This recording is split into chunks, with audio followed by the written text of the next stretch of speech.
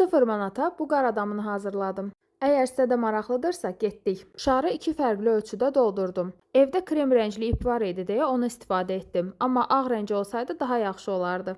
İpi iynənin köməyi ilə kleydən keçirdib şara dolamağa başladım. Başlanğıcda dolamaq biraz çətin olur. Sonra isə yağ kimi gedir. Sonda kəsdiyim ipi digərinin altına keçirdim ki, açılmasın.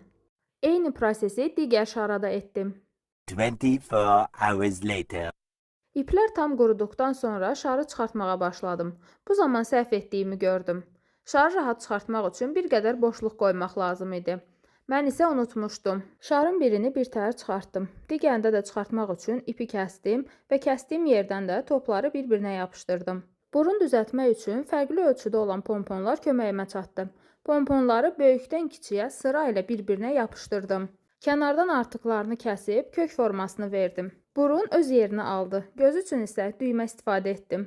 Qırmızı və qara keçədən gözə yarı dairələr kəsdim. Mehdi ilə iş görürlər, paputu. Bərəkət olsun, Mehdi ilə səhv olur. Qırmızı dairənin kənarından ağız kəsib yapışdırdım. Qara keçədən isə papaq düzəltdim. Əslində Eva, yəni Famiran olsa daha rahat və səliqəli olardı. Amma məqsəd pul xərcləməmək idi. Papağın altlığı möhkəm olsun deyə karton kəsib hər iki tərəfini keçə ilə örtdüm. Sonra isə qalan hissələri də gözə yarı bir-birinə yapışdırdım.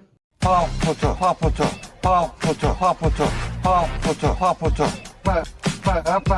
Papaq hazır olanda gördüm ki, alt hissədə boşluğa ehtiyacı var.